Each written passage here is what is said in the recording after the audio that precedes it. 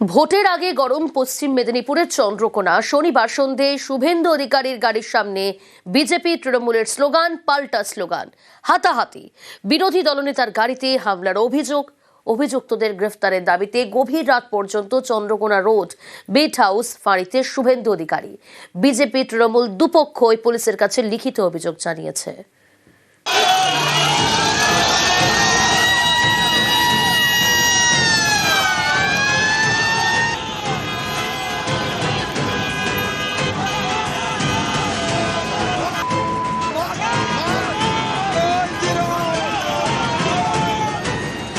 শনিবার তখন সন্ধে বিরোধী দলনেতা শুভেন্দু অধিকারীর গাড়ির সামনে স্লোগান পাল্টা স্লোগান, একদিকে বিজেপি আরেকদিকে তৃণমূল।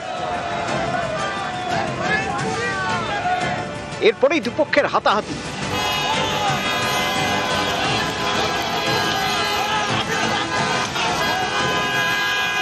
এভাবেই হাওয়া গরম হয়ে ওঠে। চৌমাথাটা পেরানোর পরেই ঝান্ডা নিয়ে 15 থেকে 20 চালু দুমাদুম করে গাড়ির কাছে বোনাটে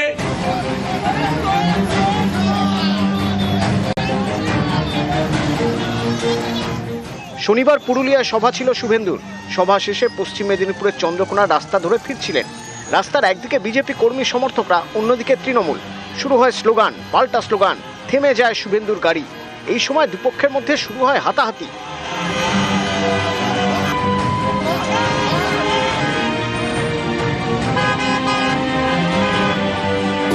এই সময় গাড়ি ঘুরিয়ে চন্দ্রকোনা রোড বিট হাউস ফাঁড়িতে যান শুভেন্দু।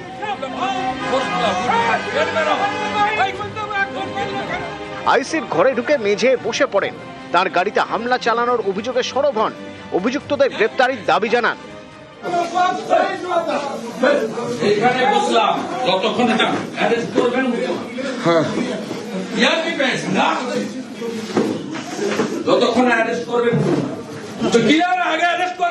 চৌমাথাটা পেরানোর পরেই ঝান্ডা নিয়ে 15 থেকে 20 চালু দুমাদুম করে গাড়ির কাছে বোনাটে কি করবেন?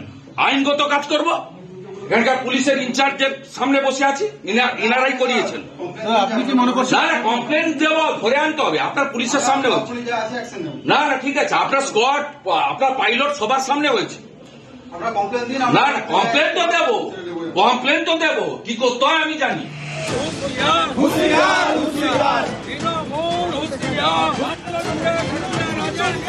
রাত 1:30টার পর ফাঁড়ি থেকে বেরোন শুভেন্দু অধিকারী।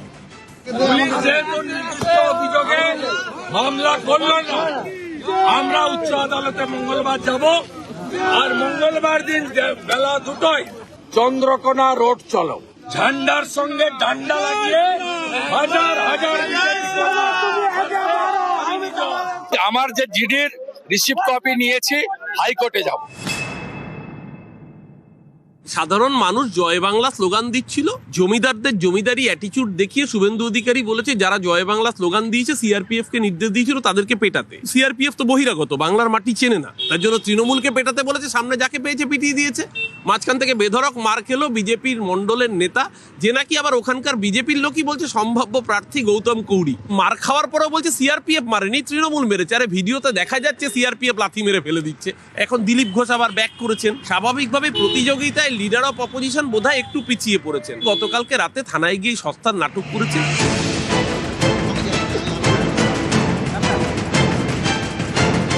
তৃণমূল বিজেপি দুপক্ষই একে অন্যের বিরুদ্ধে চন্দ্রকোনা রোড বিট হাউস ফাঁড়িতে অভিযোগ জানিয়েছে। কমপ্লেন্ট হয়েছে, উভয় পক্ষেই কমপ্লেন্ট হয়েছে। আমরা এখনো ইনভেস্টিগেশনে আছি, যেহেতু কালকে রাতে ঘটনা ঘটেছে। সবাই দেখেছেন কি হয়েছে না হয়েছে। ওখানে আমাদের সবাই মিডিয়া বন্ধুরা ছিল, পুলিশও ছিল। আমরা ইনভেস্টিগেশন করে আইন অনুযায়ী যা অ্যাকশন নেওয়া হবে আমরা ওটা করে নিই।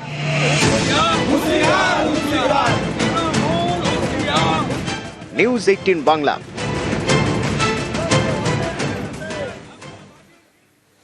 শুভেন্দু অধিকারীর ফের এসআইআর হুঙ্কার। ইতিমধ্যেই 58 লক্ষের নাম বাদ বলেই মন্তব্য বিরোধী দলনেতা।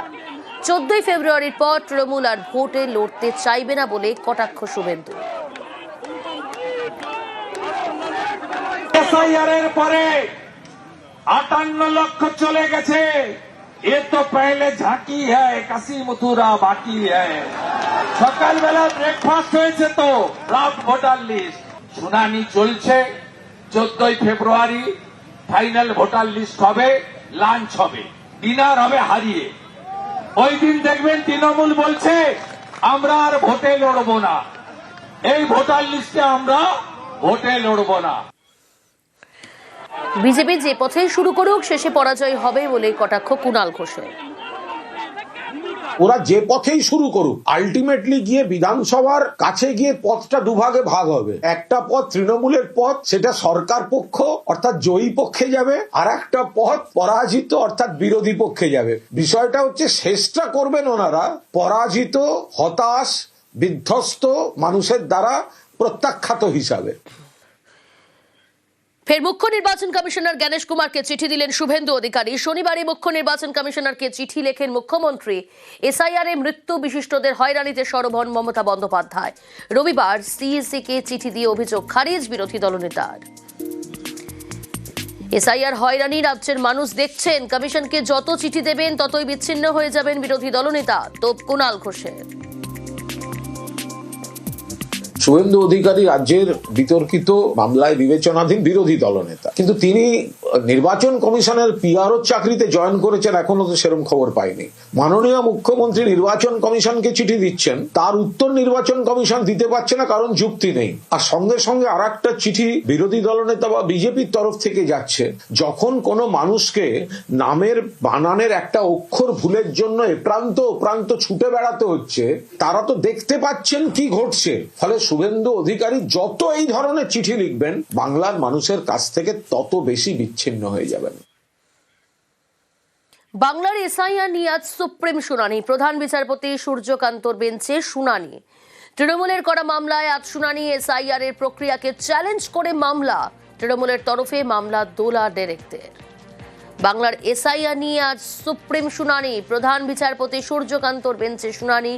তৃণমূলের করা মামলায় আজ শুনানি। আজ প্রত্যেকের নজর দেশের শীর্ষ আদালত সেই দিকে। এসআইআর এর প্রক্রিয়াকে চ্যালেঞ্জ করেছে মামলা। তৃণমূলের তরফে মামলা দোলা সেন, ডেরেক ওব্রায়েনদের। বাংলার এসআইআর নিয়ে আজ সুপ্রিম শুনানি।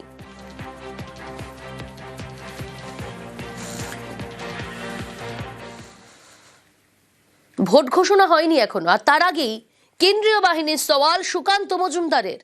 এখন থেকে সিআরপিএফ এর দাবি সুকান্তর। যখন আমাদের বিরোধী দলনেতা ঝাড়গ্রাম থেকে ফিরছিলেন প্রোগ্রাম করে, তারপরে তার উপরে আক্রমণ হয়। এই ধরনের গণতন্ত্রকে হত্যাকারী প্রয়াস ভারতীয় জনতা পার্টি মেনে নেবে না, কিন্তু বারবার এই ধরনের ঘটনা ঘটছে। বাড়ানোর চেষ্টা করবে, এটা নির্বাচন কমিশনের কাজ। সন্ত্রাস যেন না হয় তার জন্য যা করার তা করতে হবে। প্রয়োজনে যদি এখন থেকে কেন্দ্রীয় বাহিনী নামাতে হয়, এখন থেকে কেন্দ্রীয় বাহিনী নামাতে হবে। বাহিনী দিয়ে গাজোয়ারির অভিযোগ তৃণমূলের। আমরা দোষীদের বিরুদ্ধে দৃষ্টান্তমূলক শাস্তি চাই। অবিলম্বে তাদের বিরুদ্ধে খুনের মামলা জারি করতে হবে। আর কোনো বাহিনী তো বাকি নেই। গতবার প্রায় 900 কোম্পানি সিআরপিএফ এনেছিল। এবার বাহিনী কোথা থেকে আনবে? রাষ্ট্রপুঞ্জের পিস কিপিং ফোর্স। ভোট বাহিনী দেবে না, ভোট দেবে বাংলার মানুষ। এখন সেন্ট্রাল ফোর্স দিয়ে গাজোয়ারি করতে গেলে বাংলার মানুষ রুখে দাঁড়াবে। তৃণমূলকে চ্যালেঞ্জ বিজেপির। 2 মাস পর তৃণমূল সরকারের পতনের চ্যালেঞ্জ বিজেপি নেতা রবিশঙ্কর প্রসাদের। হতাশ হয়ে বিজেপির ক্যালেন্ডার রাজনীতি বলেই তোপ কুণাল ঘোষের। ममता जी, मुझे आपने एक ही बात कहनी है, आपकी पार्टी से नैतिकता की दुहाई देना बंद करिए। आप सारे अनैतिक काम, असंवैधानिक काम, अलोकतांत्रिक काम किए जाएंगे और एमपी को जाएगा, भेजा जाएगा कि जाओ धरना दो और पूरे होम मिनिस्ट्री में गेट क्रैश करो। ये ठीक है क्या?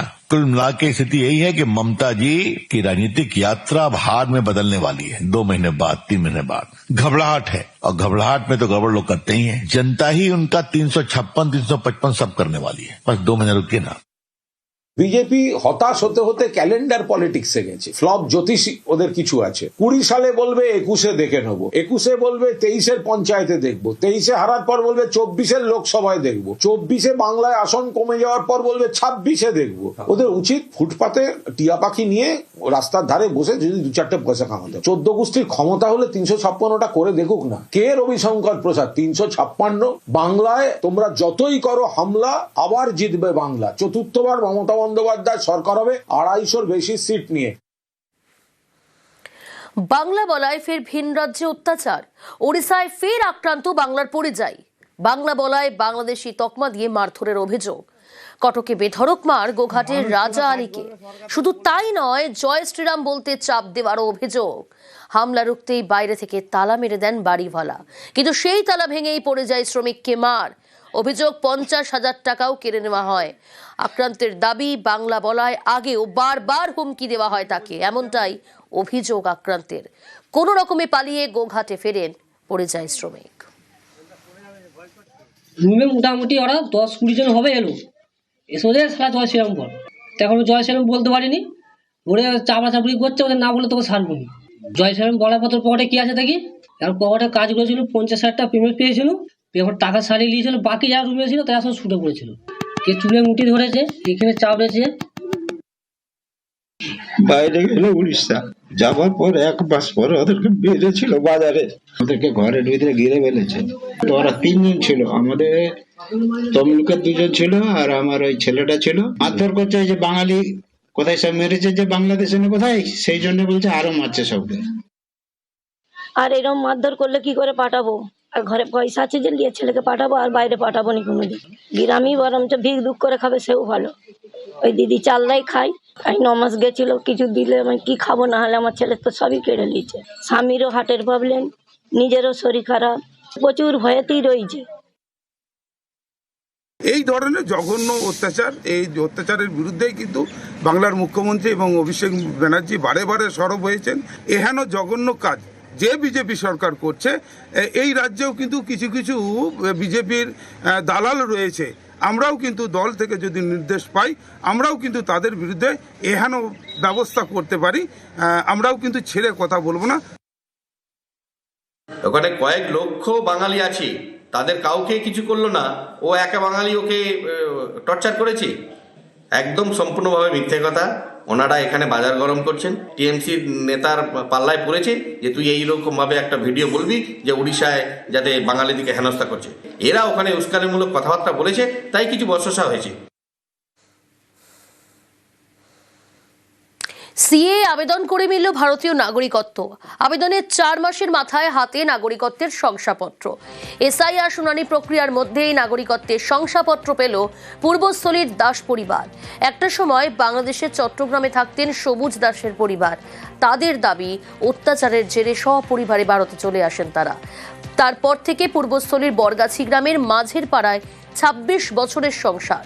এবার মিলল ভারতীয় নাগরিকত্ব। বাংলাদেশ থেকে পালিয়ে এসেছি, 25-26 বছর আগে এসেছি। আধার কার্ড হলেও নাগরিকত্ব সার্টিফিকেট আমাদের ছিল না। 4 মাস আগে আবেদন করেছি, নাগরিকত্বের কার্ড পেয়েছি। এখন আমরা খুশি আছি যে নাগরিকত্ব পেলাম ভারতবর্ষে। বাংলাদেশ চট্টগ্রাম ছিলাম, ছেলে পেয়েছে, খুশি আমরা। এখন আমি করেছি, ছোট ছেলের জন্য করেছি, সবার জন্য হয়ে গেছে, বৌমার জন্য করেছি। আমাদের এখনো বাইরে নেই, বড় ছেলেটা আগে করছে, ছেলেটার বাইরে। হ্যাঁ, আমরা পাবো। পিংলার দিকে নজর রাখি। পিংলায় অগ্নিদগ্ধ হয়ে মৃত্যু হয়েছে যুবকের। গভীর রাতে পিংলার হরিনায় দোকানে আগুন লাগে। আরো ডিটেল জানবো, দিগ্বিজয় রয়েছে আমার সঙ্গে। দিগ্বিজয়, কিভাবে এই দুর্ঘটনা ঘটলো, কিভাবে অগ্নিকাণ্ডের ঘটনা? প্রিয়াঙ্কা, কিভাবে এই দুর্ঘটনা ঘটলো সেই নিয়ে কিন্তু ইতিমধ্যেই তদন্ত শুরু করেছে খড়গপুর লোকাল থানার পুলিশ। এবং যেই যুবকের মৃত্যু হয়েছে তার মৃতদেহ মেদিনীপুর মেডিকেলে পাঠানো হয়েছে ময়না তদন্তের জন্য। পশ্চিম মেদিনীপুর জেলার পিংলা বিধানসভার হরিনা এলাকায় 16 নম্বর জাতীয় সড়কের পাশে একটি ভুসিমাল দোকান ছিল এবং রবিবার ভোরে সেখানে হঠাৎ করে আগুন লাগে এবং সেই আগুন লাগা অবস্থাতেই কিন্তু দোকানে যে ছিল যুবক অভিজিৎ মণ্ডল, সে কিন্তু ঘুমিয়েছিল এবং সেখানেই তার মৃত্যু হয়। পরে খড়গপুর থেকে দমকল বাহিনী এসে আগুন নিয়ন্ত্রণে আনে, আগুন নেভায়। এবং কিভাবে এই আগুন লাগলো, কিভাবে মৃত্যু হয়েছে। আরো এক দুর্ঘটনার খবর। রেড রোডে ফের বেলাগাম গতি দুর্ঘটনা। ভোরে ফোর্ট উইলিয়ামের পাঁচিলে ধাক্কা ট্রেলারের। অনুমান বেলাগাম গতিতেই নিয়ন্ত্রণ হারিয়ে ধাক্কা। রেড রোডের দুর্ঘটনায় জখম 1।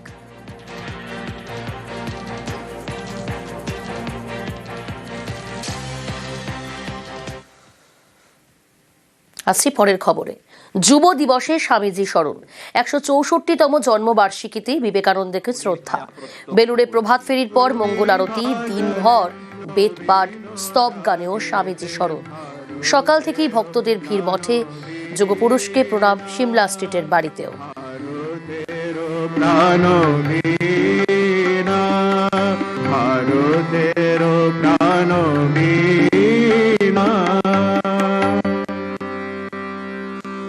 ভারতবর্ষে আগামী 400-500 বছরের ইতিহাসের পাতা উল্টে গেল। সব দেখে ফেললাম। আমি আবরণের মধ্য দিয়ে। স্বামীজি স্মরণে বঙ্গ বিজেপি জন্মবার্ষিকীতে বিবেকানন্দকে শ্রদ্ধা। সিমলা স্ট্রিটের বাড়িতে সুকান্ত মজুমদার, মিছিল করে সিমলা স্ট্রিটের বাড়িতে শুভেন্দুও।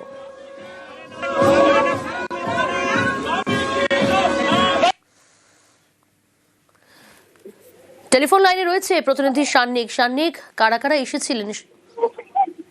দেখো, আজকে স্বামীজির 164তম জন্ম জয়ন্তীতে আজকে একেবারে সাজো সাজো রথ এই স্বামী বিবেকানন্দের বাসভবন সিমলা স্ট্রিটের এই বাড়ির সামনে। আজকে সকাল থেকে রাজনৈতিক ব্যক্তিত্বদের ভিড়ও যেমন চোখে পড়ছে, তার সঙ্গে সাধারণ জনগণ তাদেরও ভিড় কিন্তু রয়েছে স্বামীজির বাড়ির সামনে। প্রত্যেকেই আজকে স্বামীজির মূর্তিতে শ্রদ্ধা জানাতে আজকে এখানে ভিড় জমান। প্রত্যেক বছরই এবছরও সেই ছবিটাই কিন্তু নজরে পড়ছে। সকাল থেকে ইতিমধ্যেই বিজেপি নেতৃত্বের তরফে আমরা দেখেছি বিরোধী দলনেতা শুভেন্দু অধিকারী, কেন্দ্রীয় মন্ত্রী সুকান্ত মজুমদার, এছাড়াও রাজ্যের যুব বিজেপির তরফে ইন্দ্রনীল খাঁ সহ একাধিক বিজেপি নেতৃত্ব তারা কিন্তু আজকে এখানে এসেছেন। পাশাপাশি তৃণমূলের তরফে বা বলা ভালো রাজ্য সরকারের তরফে ইতিমধ্যেই শশী পাজা, যিনি এখানকার স্থানীয় পাশের বিধানসভা কেন্দ্রেরই তিনি বিধায়ক, তিনিও এসেছিলেন সকালবেলা। স্বামীজির মূর্তিতে তিনিও মাল্যদান করে শ্রদ্ধা জ্ঞাপন করেন। সকাল থেকে রাজনৈতিক ব্যক্তিত্বদের ভিড়ও যেমন রয়েছে, যেমনটা বলছিলাম, সাধারণ মানুষ এবং অবশ্যই স্কুল ছাত্রছাত্রী এবং তার পাশাপাশি কলেজের ছাত্রছাত্রী, তাদেরও বিভিন্ন রকম বর্ণাঢ্য শোভাযাত্রা এই মুহূর্তে। সকাল থেকে স্বামীজি স্মরণে রাজনৈতিক ব্যক্তিত্বরা, সাধারণ মানুষ সকল।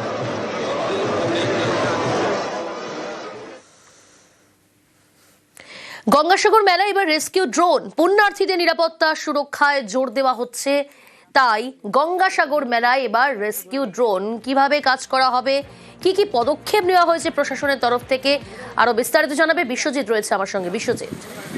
হ্যাঁ দেখো, এই বছর যেহেতু কুম্ভ মেলা নেই, সেই কারণে কিন্তু প্রশাসনের যেটা ভাবনা চিন্তা যেটা উঠে আসছে যে প্রচুর সংখ্যক পুণ্যার্থী কিন্তু এবছর গঙ্গাসাগর মেলায় উপস্থিত হবে এবং সেই কথাটা মাথায় রেখে যেহেতু পুণ্যার্থীরা প্রথমেই যে সমুদ্রে স্নান করতে নামে এবং সেই জায়গাটা মাথায় রেখে সিভিল ডিফেন্সের কর্মী থেকে শুরু করে আরো অন্যান্য যে রেস্কিউ টিম, ডিজাস্টার ম্যানেজমেন্ট থেকে শুরু করে সমস্ত টিম কিন্তু রেডি করা হয়েছে এবং তাদের মধ্যে একটা যে রেস্কিউ ড্রোন কিন্তু রাখা হয়েছে, যেটা হচ্ছে যে পুণ্যার্থী হয়তো কোনো রকম ভাবে তলিয়ে গিয়েছেন বা সমুদ্রে ভাসছেন, তাকে দ্রুততার সঙ্গে এই রেস্কিউ ড্রোন কিন্তু সেই সময় কাজ করবে এবং সেটা রিমোটের সাহায্যে সেই ড্রোন একদম সমুদ্রের যেখানে পুণ্যার্থী ভাসবে সেখানে চলে যাবে এবং তাকে রেস্কিউ করে কিন্তু তুলে আনবে। এমনটাই কিন্তু মক ড্রিলও করা হয়েছে এবং আরো যে স্পিড বোট থেকে শুরু করে অন্যান্য যে রেস্কিউ টিম কিন্তু এই মুহূর্তে সমস্ত প্রস্তুতি কিন্তু সেরে ফেলেছে প্রশাসন এবং এই তার পাশাপাশি যে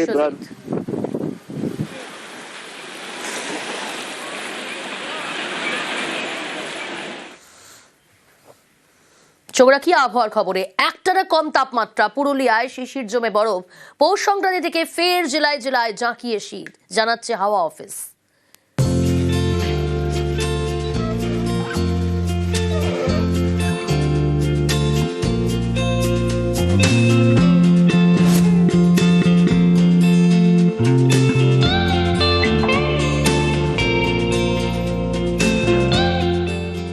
শীতের সময় সাধারণত প্রায় লোক কাশ্মীর বাইরে চলে যায় এই বরফ দেখার জন্য। যে বরফ আমরা কিন্তু পুরুলিয়াতে দেখতে পাচ্ছি, এই তুষারপাত। গাড়ির উপরে জমে বরফ। এটা দার্জিলিং নয়, পশ্চিমের জেলা পুরুলিয়া। দিন সাতেক ধরে পুরুলিয়ার পারদ নেমেছে 10-এর নিচে। বিশেষজ্ঞদের মতে একটানা এতটা কম তাপমাত্রা থাকার কারণেই শিশির জমে বরফ। দিন সাতেক ধরে এই বরফের দেখা মিলছে ভোরের পুরুলিয়ায়, বেগুনকোদর, অযোধ্যার নানা এলাকায়।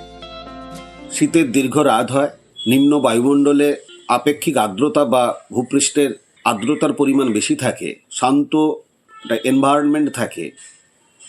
সেক্ষেত্রে ইভিনিংয়ের পর থেকে যখন লং ওয়েভ টেরেস্ট্রিয়াল বিকিরণ সংঘটিত হয়, গভীর রাত বা ভোরের দিকে নিম্ন বায়ুমণ্ডল মানে ভূপৃষ্ঠের কাছাকাছি বায়ু অনেকটাই শীতল হয়ে যায়। এক্ষেত্রে জলীয় বাষ্প ভেপার স্টেজ থেকে সলিড স্টেজ আইস ক্রিস্টাল বা ফ্রস্টে রূপান্তরিত হয়। রবিবার তাপমাত্রা চড়েছে দক্ষিণের জেলাগুলিতে। এক ধাক্কায় তাপমাত্রা বেড়েছে প্রায় 3 ডিগ্রি। আবহাওয়া দপ্তর জানিয়েছে এটা সাময়িক, বুধবার থেকে ফের নামবে পারদ। আগামী দুদিনের মধ্যে আবার তাপমাত্রা কমে যাবে। কলকাতা পার্শ্ববর্তী অঞ্চলের জন্য আগামী এক সপ্তাহ 12 ডিগ্রি কাছাকাছি কন্টিনিউ করার সম্ভাবনা, ঠান্ডা বজায় থাকবে। পশ্চিমের জেলাগুলোয় স্বাভাবিকভাবে কলকাতার থেকে আরও 3 থেকে 4 ডিগ্রি তাপমাত্রা কম থাকবে। পুরুলিয়া, পূর্ব পশ্চিম বর্ধমান, বীরভূম, সেই সাথে মুর্শিদাবাদ, নদিয়া, এই জেলাগুলোতে অনেক জায়গাতেই সর্বনিম্ন তাপমাত্রা 8 থেকে 10 ডিগ্রি কাছাকাছি থাকবে। উত্তরবঙ্গের ক্ষেত্রে সর্বনিম্ন তাপমাত্রা রিপোর্ট হচ্ছে দার্জিলিংয়ের পাহাড়ি এলাকায় 2 ডিগ্রি কাছাকাছি রয়েছে। তাপমাত্রা এর কাছাকাছি কন্টিনিউ করবে উত্তরবঙ্গের জেলাগুলির জন্য, খুব বেশি পরিবর্তন হবে না রাতের তাপমাত্রা। নিউজ 18 বাংলা।